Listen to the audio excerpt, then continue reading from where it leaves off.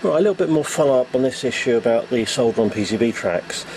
Something that a couple of people suggested on the forum is that as well as decreasing the resistance, adding solder to the tracks might actually improve the heat sinking capability, presumably maybe because of the larger surface area or the fact there's no solder resist. So I'm just going to try and put that to the test. What I've got here, these are two identical PCBs, one of which I've taken the resist off and covered with solder. I've set them up for 4-wire resistance measurements, and what I'm going to do is, because these have different resistances, what we want to do is actually dissipate the same amount of power in each track rather than putting the same amount of current. So I'm going to measure the resistances of the two and then pass a current through each one, which will cause the same amount of power to be dissipated, and then see if we can see any difference in the temperature as a result of that. Right, so this one we're passing an amp through and we're seeing 6.82 millivolts, so that's 6.82 milliohms resistance. And this other one we're measuring 10.08 millivolts, that's 10.08 milliohms without the solder. Right, so here's the test setup. We've got the two PCBs.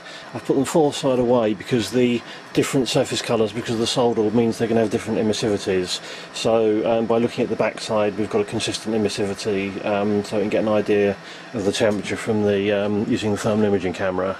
I've decided I'm going to put about 5 amps through here. So 5 amps through the one without the solder gives 0.252 watts. So to work out the current that we need to get that same dissipation in the one with solder, it works out as 6.078 amps. So with 5 amps going through the one with no solder, 6.07 going through the one with solder, we should be dissipating the same amount of power in both tracks, so we can then see if the thermal characteristics are any different between the two. Right, so let's turn it on and see what happens. One thing about this thermal imaging camera, it's not ideal for this because it auto ranges. It just sets its scale so that the hottest element in the scene is at the top of the range. So as things heat up, backgrounds tend to fade out a little bit. One issue I saw was the where I connected the power via a fairly thin track, that was heating up a lot faster and sort of desensitising the rest of it. So I've actually reconnected the power right to the ends of the tracks, and I've remeasured the resistances and recalculated the currents. So hopefully we should get a bit better sensitivity on the actual main bit of track. Right, so let's power up and see what happens. Something you can see here in the thermal image is where I wrote the resistance on the PCB. Because it's in black ink, that's got a higher emissivity. Although it's at the same temperature, it's emitting more infrared for that temperature in that area where the ink is. See them starting to heat up a little bit. Now, as sort of probably expected, the one without the solder is heating up faster because obviously it's got a lower thermal mass, so it's fairly obvious that a track with a load of solder on it in the short term is going to heat up quicker, just because of the amount of time it takes to hold that heat up that solder. But the question really is whether it actually makes any difference once the thing's stabilised and reached the sort of thermal equilibrium.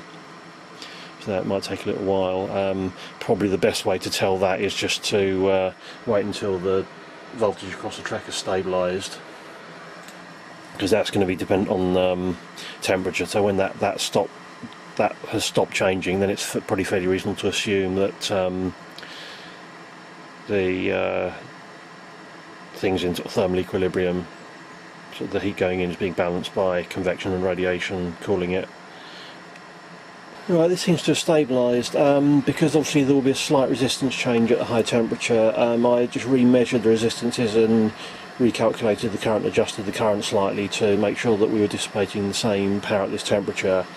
So as you can see, the right hand one, which is no solder on it, it does seem to be perhaps very, very slightly hotter.